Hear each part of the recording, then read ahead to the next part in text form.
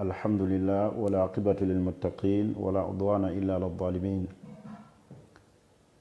صلى الله عليه وعلى آله وأصحابه وسلم تسليما كثيرا إلى يوم الدين أما بعد عيب زوي الله سبحانه وتعالى tumusaba asooka saasirana emirembe bidde eri omwagalwa waffe ow'ekitiibwa nabbi waffe Muhammadin sallallahu alaihi wasallam kubiriza emyoyo gyammwe oluvannyuma omwoyo gwange okubeera nga tutya Allah subhanahu wa ta'ala tubeere nga twewala ensonga zonna ezituviirako okunyiiza omutonzi waffe eyatutonza. Ekigendererwa kyange ekinene mu nsi era nga kye kikyo ekyatutonza ffenna abantu nga kye kyatonza n'amajinni ibadatullahi wahda, kusinza Allah mu bwomu bwe. Kakasanga nnyo mu bulamu bwo oleme kutuuka eri Allah subhanahu wa ta'ala na shiriki, alijja mu maaso ga Allah subhanahu wa ta'ala nga yeetiisa shiriki, ebibye obulamu bwe obw'enkomerero obutalina kkomo nga bw'agenda okuwangaaliramu gagenda kubeera maziga era obuddiro bwe bugenda kubeera muliro. Tufengayo nnyo eri famire zaffe okubeera nga tuzifaako, okubeera nga ziwangaalira ku tawhid. Mukimanyi bulungi nti famire zaffe nnyingi mwe tuli, ebika byaffe mwe tuzaalibwa bijjuddemu shiriki. Tubeere basaale eri famire ezo, tubeere bambasada eri famire ezo okubeera nga tubataasa ekibambulira ekya shiriki. Mbakuutira okubeera nga twenywereza ku ddiini ey'Obusiraamu, buli omu kwaba alulunkanira okubeera nga afiira. Wala tamutunna illa wa antum muslimun, okufa tekubatuukangako okuggyako nga muli basiraamu. N'olw'ensonga eyo twenywereze ku ddiini yaffe eno ey'Obusiraamu. Tumanye nti kyengera kinene Allah subhanahu wa ta'ala kye yatusiimira n'atulonda mu bangi n'atuteeka mu basiraamu. Kwali kutwagaliza birungi gye tuli, kwali kutwagaliza kuyingira jjana, kwali kutwagaliza kufuna buddiro bulungi. Ebyo Allah bye yatusiimira n'atufuula abasiraamu tubeere nga tukuuma eddiini yaffe eno ey'Obusiraamu. Abooluganda abalungi abatuwuliriza era abatulaba, ennaku zino waliwo omuze ogukyase abantu gwe bagenda nga bagukoppa, omuze ogw'okweyokya. Bukya Allah subhanahu wa ta'ala yatonda ensi eno n'agiteekawo agezesa abantu n'ebigezo ebingi, era nga abantu Allah be yasinga okugezesa be bannabbi be.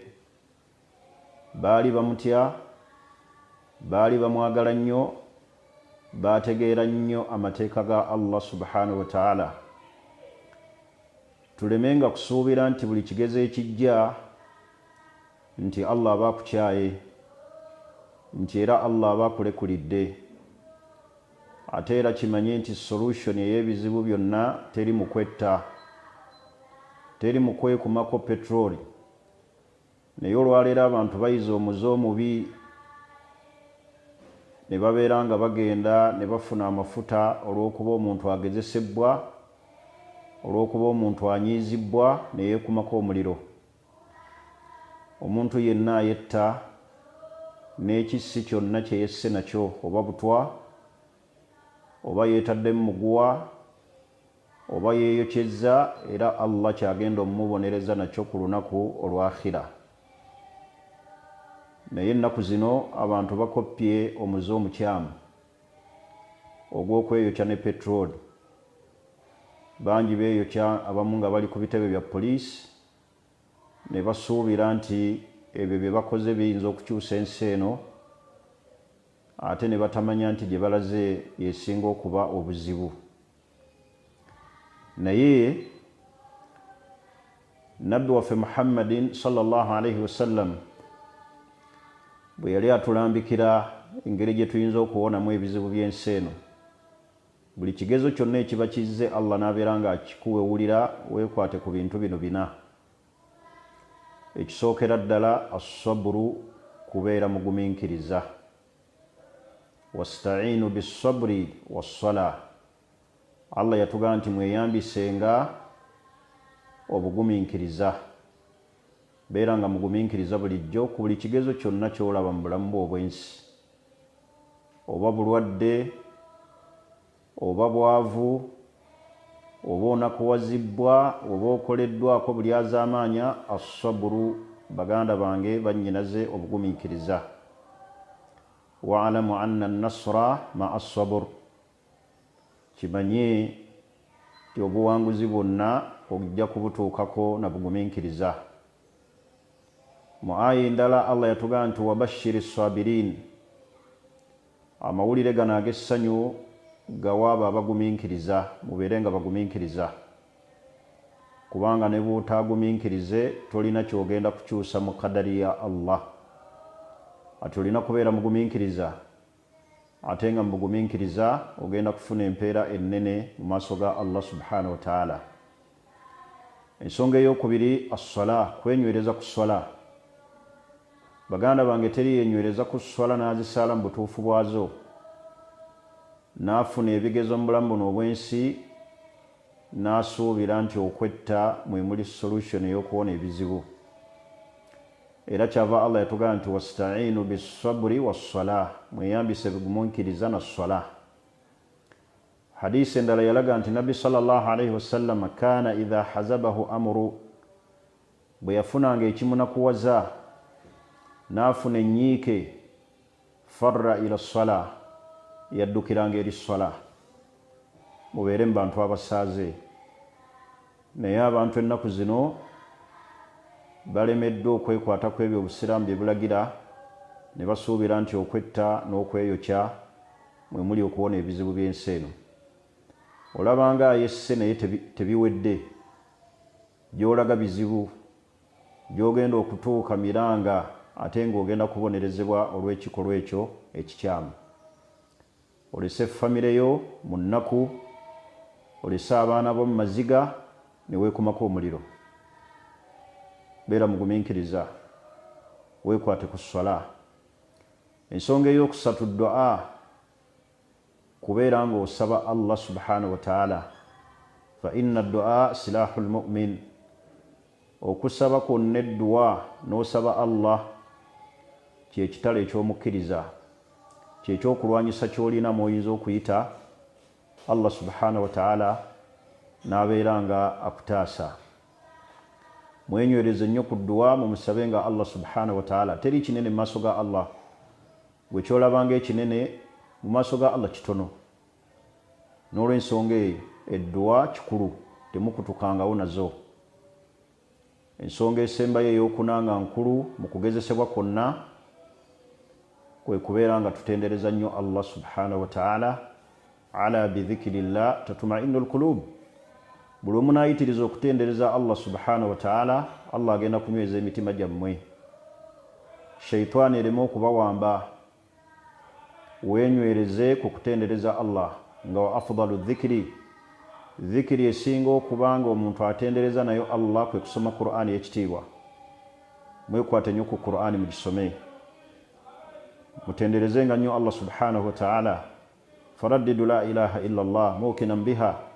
Mwenywereze nnyo ku kigambo kya la ilaha illa Allah mukinun biha, ng'ekigambo ekyo ekya la ilaha illa Allah mukyenywerezaako nga mukikakasa amakulu agakirimu.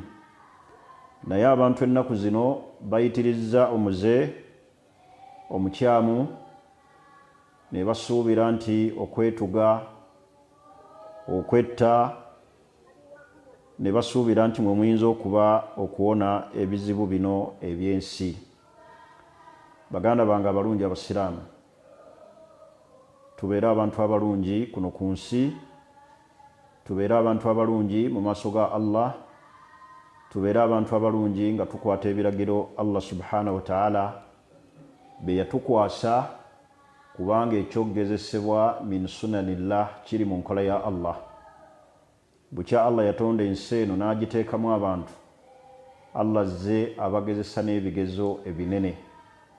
Bw'abanga Allah yagezesa bannabbi, ate olwo ffe yagezesa bannabbi be abaali bamutegeera ennyo, n'agezesa mikwano gye gyali gimumanye ennyo ng'ate Allah agyagala nnyo n'abagezesa.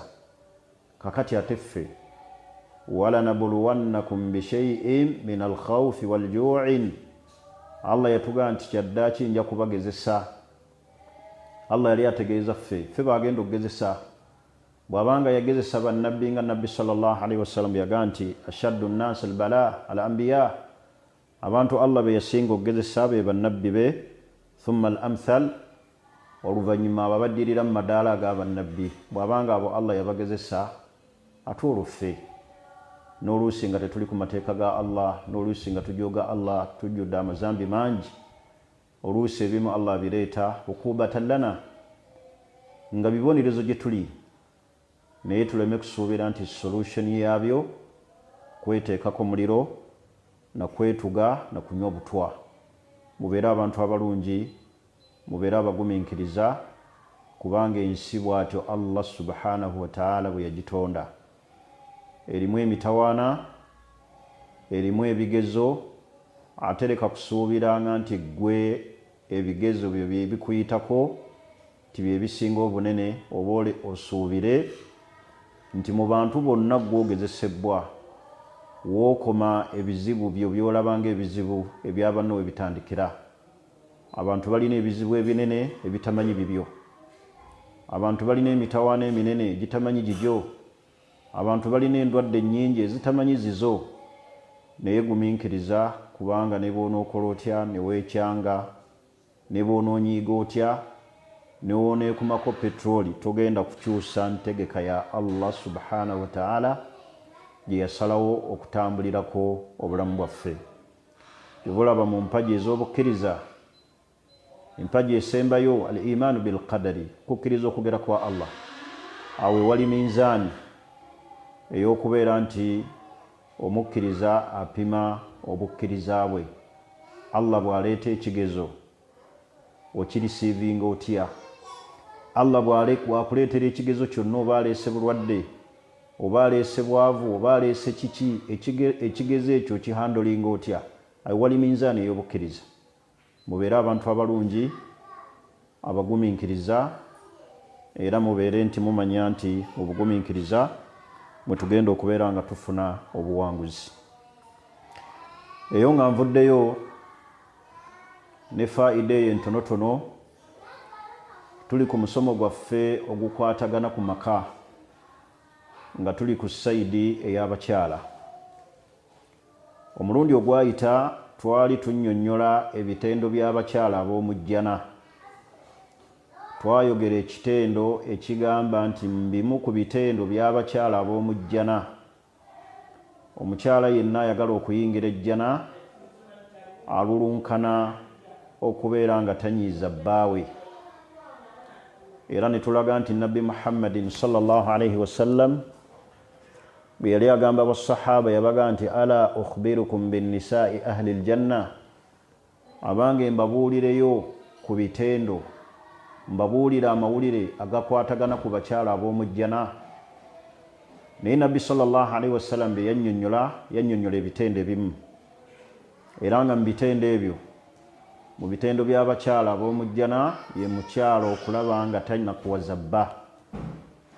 Singa onakuwaza omusajja, ng'omusajja oyo ku nsi mulongoofu nnyo, min ahli aljanna, ng'omusajja oyo wa mujjana, ng'era omusajja oyo Allah subhanahu wa ta'ala yamutegekera ejjana, n'amuteeramu n'abakyala bali be bayita bahulul ain.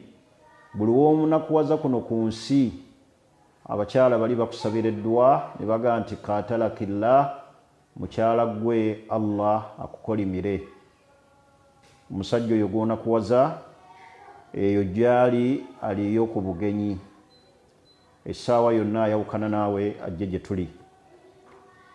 Hadiisi eyo eraga nti abakyala bali bahulul ain bakusabira eddwa erimu okukolimira senga onakuwaza omusajja. Naye si buli musajja yenna, awo njagala okkiriyalinga, si nti buli musajja yenna anakuwazibwa omukyala nti abakyala ab'omujjana bamusabira eddwa emugamba nti qatalakillah, mukyala gwe Allah kukolimire. Ekyo kiriwo ku basajja abalongoofu nga n'abantu kuno ku nsi babalaba benywerezza nnyo ku Allah, ng'ekifo kye ddala kiri mu jjana, ng'era Allah amutegekedde omukyalo oyo min huril ain, ku bakyala be bayita ba huril ain. Allah be yateeka mu jjana nga bakusanyusa basajja abagenda ogiyingira. Abasajja baleme kubeera eyo kweyibaala, bajooga abakyala, babakkakkanye, baleme kubawa byetaago byabwe. Abakyala bagezeeko okubanakuwaza, babasomere hadiisi baga nti kale ne bonnakuwaza waliyo abakyala abakolimira bamujjana, bategeeza oyo nga ddala mu butuufu obuufu bwe bwamujjana, nga ne bw'aba alabwa kuno ku nsi nga n'abantu abalaba baga nti mukyala gwe lwaki osumbuwa omusajja omukkiriza ajjudde eddiini, ku mbeera eyo n'obeera ng'omunakuwaza. So si nti buli musajja yenna nti buli wanakuwazibwa omukyala ng'abakyala abali mu jjana nga basabira omukyala oyo okubeera nga Allah amusaako ekikolimo.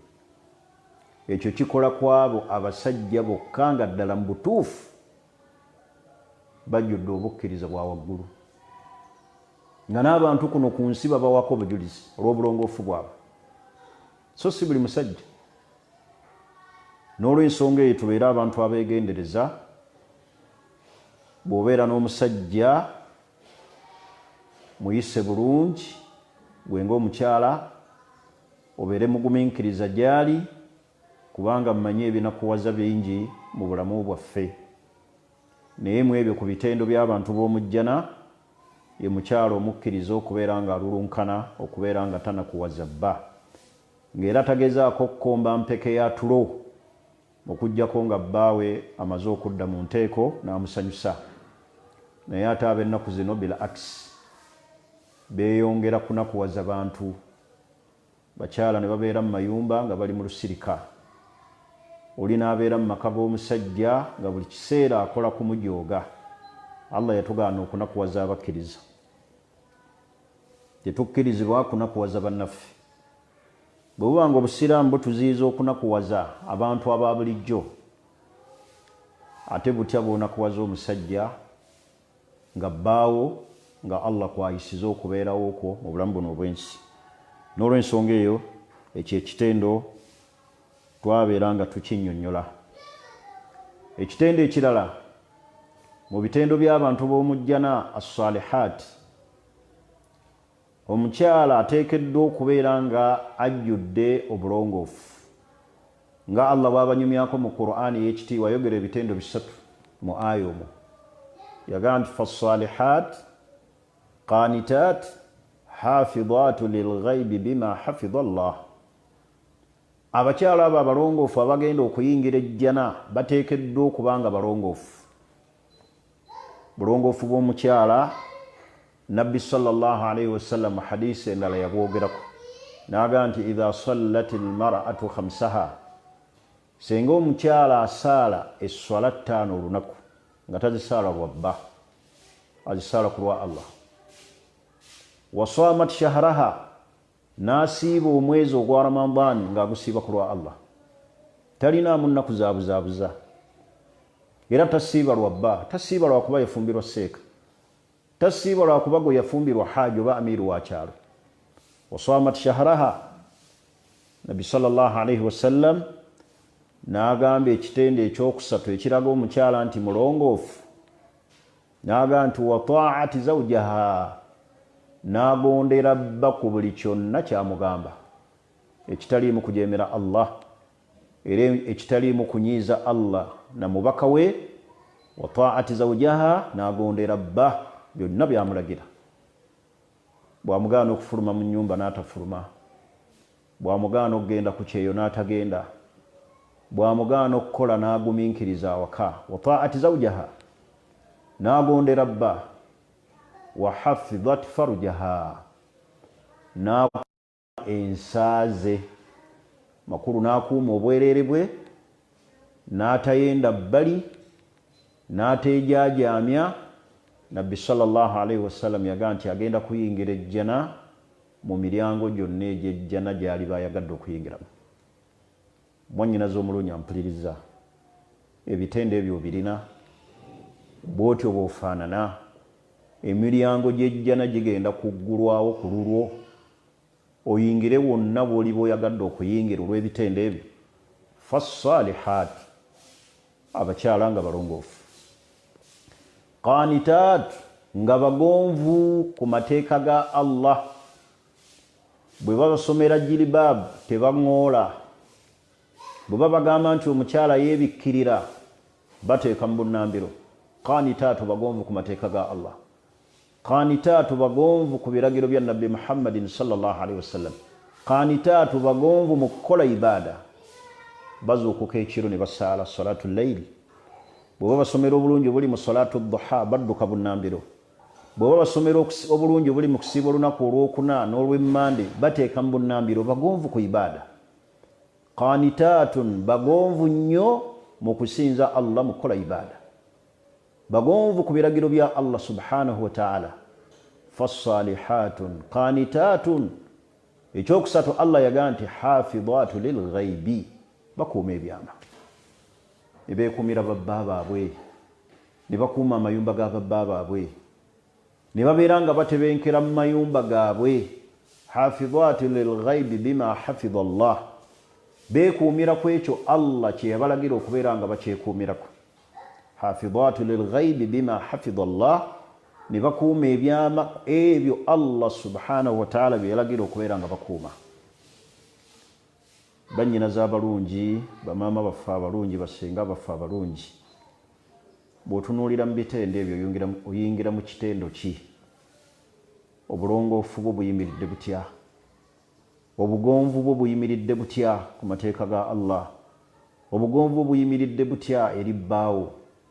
Obugonvu bwo buyimiridde butya ku ibaada z'okola n'okwekuuma ku biragiro ebyo Allah subhanahu wa ta'ala bye yalagira? Obyekuumiddeko otya? Bakuuma ebyama ebyo Allah bye yakuuma gye bali. Bannyinaze abalungi, twagala okuyingira ejjana oba twagala kubeera mu bantu b'omuliro? Si kakasa nti waliyo abeera mu bulamu buno obw'ensi ng'akolerera kubeera ng'ayingira muliro. Okululunkana kwaffe ffenna mu nsi kubeera nga tuyingira jjana. Olaba Allah bw'akuteeka mu nsi n'otuuka mu myaka egyagala okufumbirwa n'ofumbirwa, naye ng'ejjanaayo Allah akutadde mu maka obeere ng'ogikolera mu makaawo awali bbaawo. Bbaawo gw'olina omunoonyaamu jjana. Bw'otunula mulimu ku ngeri gy'oyisaamu bbaawo mu maka, ddala ejjana ogenda giyingira olw'ekyo nga totunulidde birala byonna. N'ogaa nti alhamdulillah, obufumbo buno bwe ndimu mbunoonyaamu jjana. Mu maka muno mwe ntudde ew'omusajja nnoonya jjana. Ekyo ky'olulunkana oba tuliwo lwa birala? Abamu bali mu maka lwa bizinesi, abamu bali mu maka lwa bya bugagga bye basuubira mu basajja, abamu bali mu maka kutuukiriza bigenderwa byabwe birala, abamu bali mu maka olw'okuba bakitaabwe baabaga nti oteekeddwa okubeerayo. Naye weetunulemu mu bitendo ebyo oyingira mu bitendo ki? Fassalihat qanitat hafidhatu lil ghaibi bima hafidha Allah. Eryo eddala Allah bw'alikutuusaako anti min ahli aljanna, sanyuka ogenda kubeera mu bantu b'omu jjana. ekitende ekirala mu bitende ebiraga abakyala ab'omujjana nga bulongoofu bwabwe asdaquhunna idha qalat bamazima nnyo mu bigambo byabwe idha qalat bwe baba nga boogedde. Olwaleero obwesigwa mu bakyala okwogera amazima gali luddawa. Abakyala balimba abasajja, abakyala balimba mu bufumbo mwe bali, oli n'atuuka n'okufumbirwa omusajja n'akuuma abaana be yazaala ebbali. Abamu babaleeta ne mu maka g'abasajja ne bakuutira abaana abo obutabayita bamaama baabwe. Oli n'atuuka n'omuga nti mpita baaba paka lw'oliva wano paka lw'olikola. Ag'amaka gye gali. Naye baagamba nti asdaquhunna idha qalat bamazima nnyo mu bigambo byabwe bye boogera.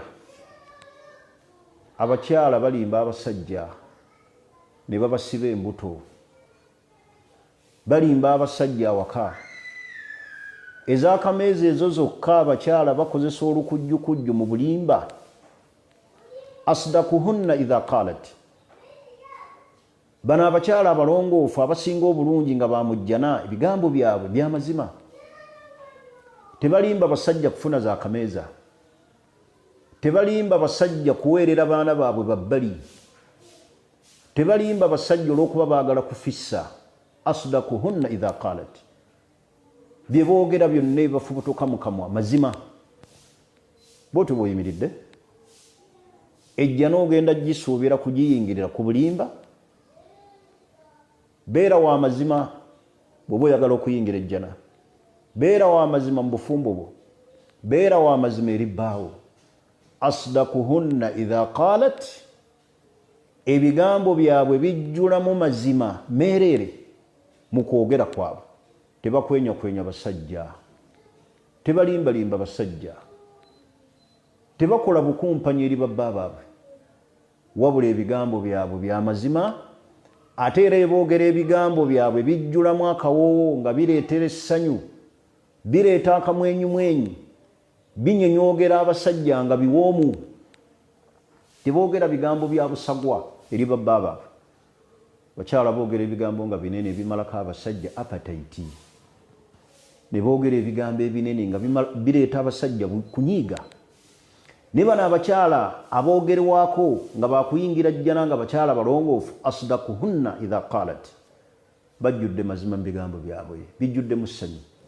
Tebakumpanya, tebalimba babba baabwe olw'okuba baagaliza akameeza, tebalimba babba baabwe olw'okuba baagala okufissa. Awo oyitawo awo kaguwaako.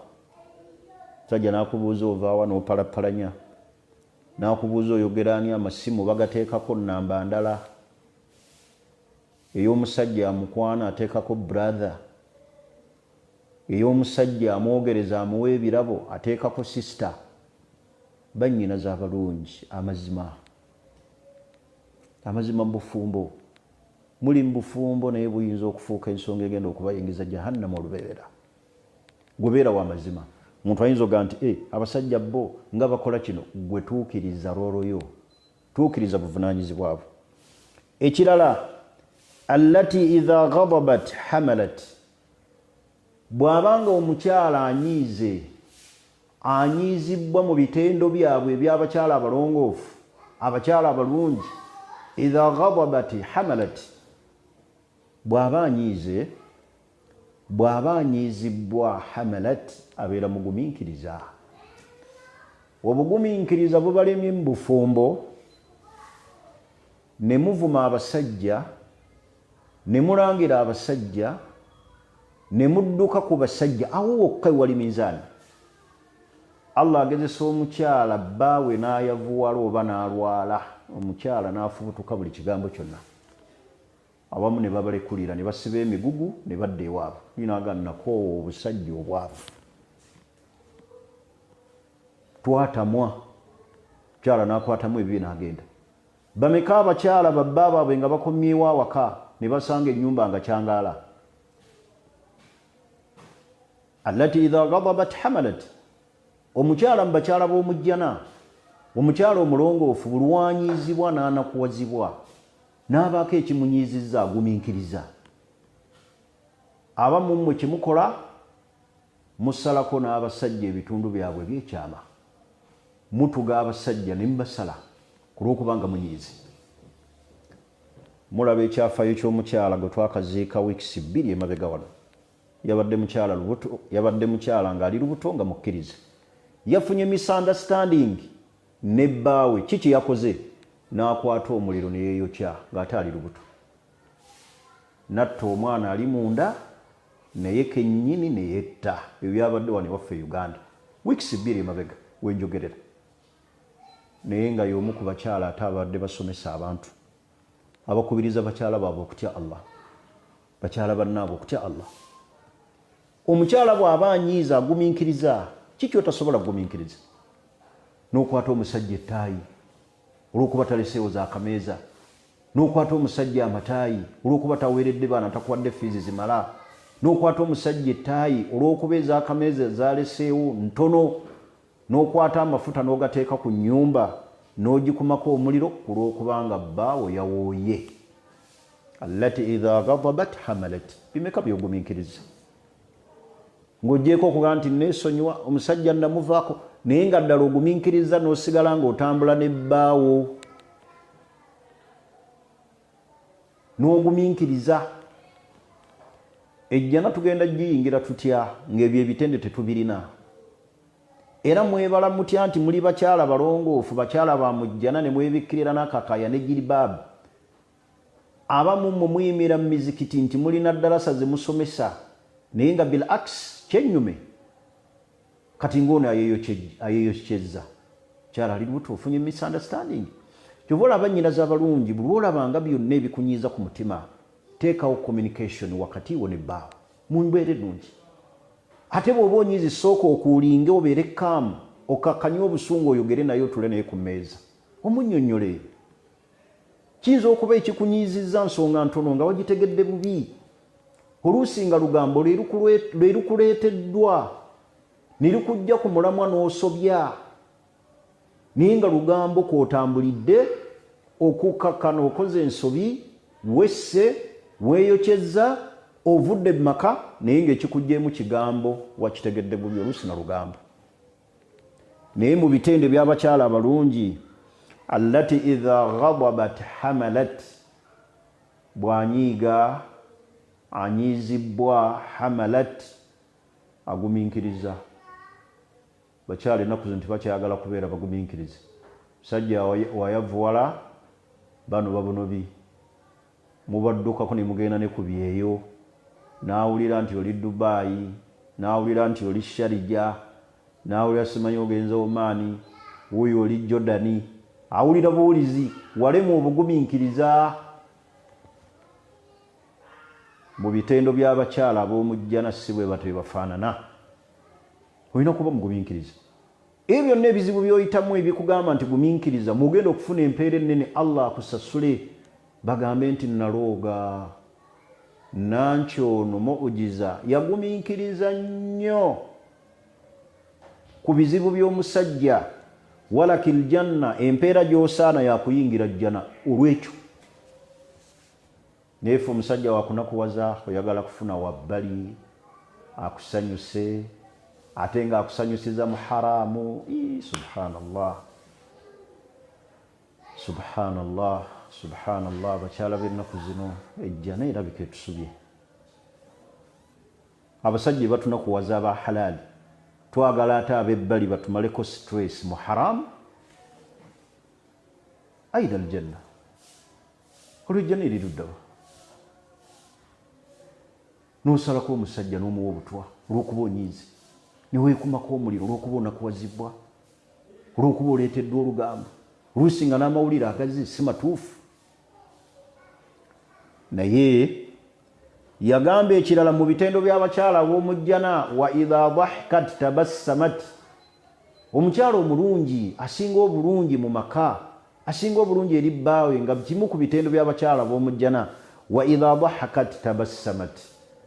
Okuseka kwabwe kubeera kumwenya, so si kumwemwetuka. Ebyo bitendo by'abakyala balungi. Bw'aba aseka bw'ati tabassamat, omukyala alabika bulungi ng'amwenya. okusinga bwaseka n'awanika amagulu, omukyala n'aseka n'ajenjebuka newuzu n'emuggwako n'ayonona ne mu ngoye kuba okubanga asese asanyuse. Oluusi nno ka message ke kamusanyusiza ate akamuweereza musajja wa haramu, amukubidde akasimu n'aseka yenna neyeebikula engoye okugulu n'akuteeka eri n'aseka, agenda okuvaawo nga newuzu emuweddeko. Mu bitende by'abakyala abalungi okuseka kwabwe kubeera kumwenya, so si kujenjebuka kuvaamu maloboozi n'aseka okakana ayisiza omuka. Nabbi waffe Muhammadin sallallahu alaihi wasallam hatta n'okuseka yalinga kumwenya. Kyova yatugamba nti tabassumuka fi wajhi akhika sadaqa, okumwenyako obumwenya mu kyenyi kya muganda usadaqa.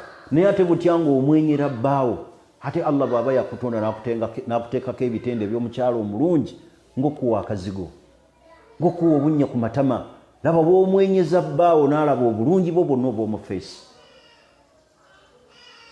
Tulina obulungi Allah bwe yatuteekako tugaanya obwolesa eri babba baffe. Akazigo mannyo mwekali, Allah akuwadde amannya amalungi ameeru g'osobola okukozesa mu kumwenyeza bbaawo n'awulira essanyu. Bw'aba akuwadde bunnya ku matama bukulemye okukozesa okumwenyeza bbaawo, naye ojenjebukira ku basajja balala b'ebbali ne bakusanga ku muzigo ku mulirwana oseka, naye ng'ate bbaawo tosobola kumusekera. Naye mu bitendo by'abakyala abalungi wa idha dhahikat tabassamat, okuseka kwe kubeera kumwenya, amwenyeza bbaawe. Ekyo kiraga obulungi bw'omukyala. Ekirala wa idha sana'at shay'an ajadatuhu, bw'aba alina kyakoze kyonna akituukiriza n'akikola bulungi. Bwe kuba kufumbira bba amufumbira bulungi. Bw'aba ayingidde mu kisenge okwewunda, bw'aba ayingidde mu mikolo egy'obufumbo, ajadatuhu agikola bulungi, so si kutuukiriza. Naye omukyala n'abeera ng'ayagala kubeera nabba, ng'ayagala kutuukiriza butuukiriza. Naye ono mwabo aboogerebwako idha sana'at shay'an ajadatuhu, bw'abaako kyakola akikola mu bulambulukufu bwakyo, anoonya kusanyusa bba. Ayingidde mu nsonga ez'obufumbo azikola bulungi. Bannyinaze abalungi, mulekeraawo omuze gw'okwolesa omutindo gw'ekiboggwe mu kisenge. Kyokola kikole bulungi, buli kyokola kikole bulungi, perfect 100%. N'abasajja bil aksi, nammwe abasajja mulekeraawo okwolesa omutindo gw'ekiboggwe mu nsonga ez'obufumbo. Ennaku zino mujjuddwa okwagala okunywa kalaso n'aboonuuna, n'olema okukola emirimu nga bw'atiteekeddwa okubeera ng'ogikola, wabula gwe weepakira kalaso n'aboonuuna. Waggweramu bw'ati nga naawe osaza ng'okomaawo. Naye wano omukyala gwe tuliko bw'abaako kyakola akikola bulungi. Bw'aba ayonja bba, ategekera bba ngoye, alina kyakola awaka, takola kwejjako, akikola mu mbeera esinga obulungi. Allati taltazim baitaha, ye mukyala allati taltazimu baituha, yeekuumira okuwangaalira awaka mu nnyumba ya bba. Omwo mwe yeekutte n'abeeramu, so si kwejaajaamya, wuuyo agenze mu katale, wuuyo alinnye loole y'amanda, wuuyo ali ku loole ya nte, wuuyo agenze mu katale ka mubuulo. Taltazimu baituha, ennyumba ya bba mwabeera mwawangalira. Bayibuli wakomawo amusangawo, Bayibuli wajja amusanga mu nnyumba, kuba kimuli kye, kyekyokwewunda kye, amusanga waka. So si musajja kujja n'asanga kufuru. Maama wa mwalazeewa alina gy'alaze, yalazeewa teyatugambye. Ennyumba ya bba mwe muli obuddiro. Kyova olaba Allah abakyala yabalagira okwenywereza awaka, n'amayumba ago n'atuuka gayita gaabwe, n'aga nti wala tukhrijuhunna min buyutihinna, kubanga bafuuka bannyinigo olw'okubeeramu ekiseera ekisinga obunene, ekisinga obungi babeera waka. la tukhrijuhunna min buyutihinna, tembafulumyanga mu mayumba gaabwe, so si nti gaabwe be baagazimba, naye olw'okuba baafuuka paati ku kubeera awaka, we basangibwa, we babeera, we bawangaalira, bayibuli akomawo amusanga mu nnyumba, Allah n'agiza gye bali, la tukhrijuhunna min buyutihinna wakaruna fi buyutikunna, batebenkere mu mayumba gaabwe. Allah yagayitaga mmwe lwaki? Kubanga mmwe muteekeddwa okubeeramu kimuli ekitajaajamya, yeekuumira bba. Naye olwaleero abakyala abeejaajamya ne batambula, wuyo tunulira abakyala engeri gye batuulamu ku booda, kyala okugulu nakukasuka eri naggwamu ensa, baba balinnye ku loole, oyo aba akyali mukyala, aba akyalimu akawoowo, aba akyalimu ebbugumu eribba. Naye wano batebenkera mu mayumba g'ababba baabwe ne bafuuka mulazamatu, ng'amayumba ago bageekuttemu babeeramu. Mugenyi ne bw'aba azze amusangawo, baawe ne bw'aba akomyewo amusangawo, yamwaniriza. Olw'okuba amayumba ago gaabwe gaafuuka gaabwe, kyava Allah yagabazzaako n'agaa nti wakaruna fi buyutikunna, mu aya endala n'agaa nti wala tukhrijuhunna min buyutihinna, tembajjanga mu mayumba gaabwe, hatta ya'tiina bifahishatin mubayyina, kuyo nga bakoze ebyobuwemu ebyolwatu, bakoze ensobi nga za lwatu. Lwaki Allah agayise gaabwe? Bagabeeramu nnyo. Naye olwaleero abakyala bali eri, baava mu mayumba gaabwe ne bagalekamu bakozi basinga okugabeeramu. Omukyala ali ku kyeyo akomandinga maka gali Uganda, nkomawe nyumba yange sigisangamu omuntu omulala, baŋŋambye oyingiza omukyala omulala mu nyumba yange, nga gw'oli eyo ate eyiyo gy'otaliimu, si we kiba. Relax. Ekisembayo oba ekiddira ekisembayo, wala tu'si zawjaha, tajeemera bba. Mukyala omulungi tajeemera bba, abeera muwulize eri bba, bwe gina kyamulagira, genda onkolere kino ng'akikola. Okuggyako ekyo ekikukkirizibwa okujeemera bbaawo, kye kirimu nga bbaawo kyakulagidde, kirimu okujeemera Allah. Naye ebbanga ly'omala nga bbaawo kyakulagira tekirimu kujeemera Allah, tokkirizibwa kumujeemera, beera muwulize eri bbaawo. Nga bw'obeera omuwulize eri bazadde bo, bw'olina okubeera omuwulize eri bbaawo. Omusajja tajeemerwa, omusajja tebamuŋoola, omusajja tebamuvuma, omusajja tebenkanankana naye, omusajja tayogera ng'oyogera, omusajja okufuluma awaka omala kumusaba. Muli ku kintu eki omwenkanonkano. Era muga nti ebyo byayogera byadda, bino amateeka g'obusiraamu ge gafuga, ge gateekeddwa tutambulizaako obulamu bwaffe. Tofuluma mu nnyumba yabba okujjako ng'osabye olukusa, ng'akukkiriza. Gwe weebalemu entambula mmeka z'otambula, omusabye oba tosabye. Tajeemera bba omukyala omulungi, mukyala mu bakyala ab'omujjana, tajeemera bba, kyamulagidde. Amugee tukole kino nga bakola, kasita kitabaamu kunyiiza Allah na mubaka we. Beera omuwulize eri bbaawo, al azizatun fi qawmiha, omukyala oyo wa kitiibwa eri abantu be, mubeere abakyala ab'ekitiibwa eri abantu bammwe. Azizatun fi qawmiha, wa kitiibwa wa bbeeyi eri abantu be, muli babitiibwa eri abantu be. Bonna abakyala abasinga obulungi, dhalilatun fi nafsiha, ekitende ekirala dhalilatun fi nafsiha, nga mukakkamu, nga ye omuntu mukakkamu, ali down to earth. Dhalilatun, mukakkamu, talina biwawaatiro. Bw'asanga maama wa bbaawe amuwa ekitiibwa. Abagenyi bwe bajja teyeefuula wawaggulu olw'okuba alina ssente, olw'okuba akutte ku ssente, olw'okuba akola mu akeedi. Simanyi ate nalinnya ku nnyonyi, nze sikyamanyirwa omusajja. Dhalilatun fi qawmiha, abeera down to earth.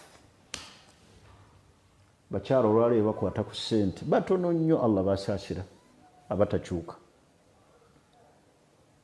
bantu bakaaba abakyala bakutte ku ssente dhalilatun fi nafsiha beera down to earth eri abantu naye mmwe we mufuna ku ssente ne mugenda e Bulaaya ne mutandika okufugibwa amateeka ag'abazungu ne mulaba nga mufuuse ekitalo omukyalo omulungi bw'atyo si bwafaanana n'ebitende ebyo ebirala biidhinillah ebitende ebirala bye tujja okutandikirako awo inshallah bwe tujja okutandikira omulundi ogujja tuli ku bitende ebiraga omukyalo omulungi ng'era omukyalo oyo wa mujjana bye tubadde tunnyonnyola simanyi bitende omuwendo ki gwe njogedde naye nkakasa biweze 10 mu bimu ku bitende ebyo omulundi ogujja we tujja okutandikira biidhinillah nga twongerezaako ebitendo ebirala saba Allah subhanahu wa ta'ala atuwa okubiwuliriza ate tubigoberere tukyuse obulamu bwaffe banyinaza abalungi teri kitasoboka mu bulamu buno obw'ensi okyasobola okukyuka okyasobola okugondera bbaawo okyasobola okugondera amateeka ga Allah nammwe abasajja mubeere balungi eri bakyala bammwe mubaagale mubafeeko mubawulirize mubeere nga mulaga nti muli babuvunaanyizibwa nnyo gye bali mulage okubaagala bwe munaaba temulaze kwagala bakyala bala bajja kuba baagalira baba batwaleko mwewala okwolesa omutindo gw'ekibogwe mu kisenge mwejjeemu okwepakirapakira kalaso olwaleero ekyo kifuuse nakyo ate ekitta amaka kimbi biri mwagala kunywa ddagala g'amaanyi ga kisajja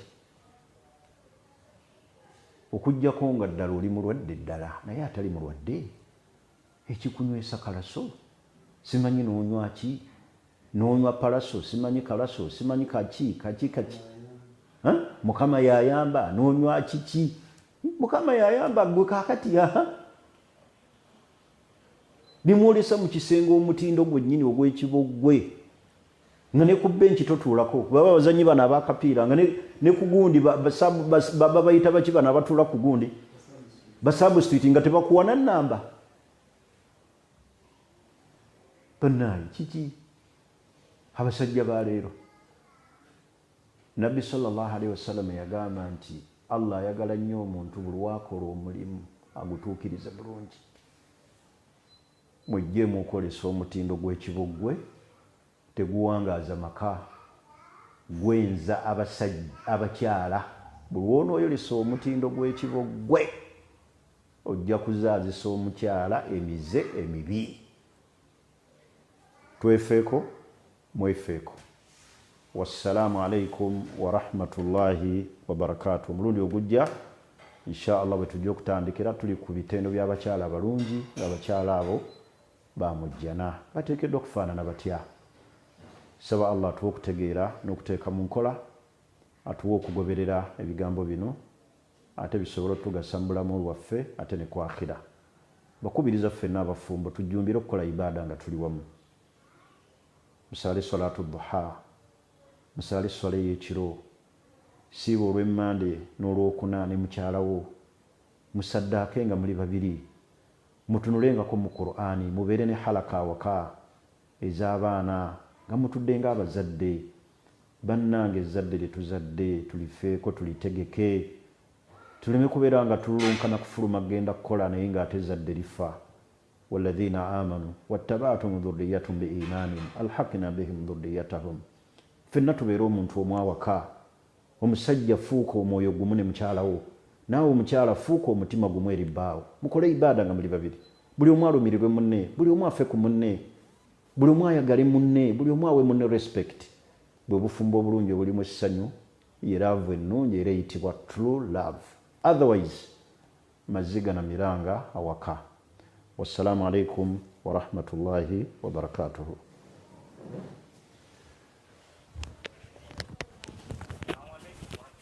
Walaikum salam. Yes, sir.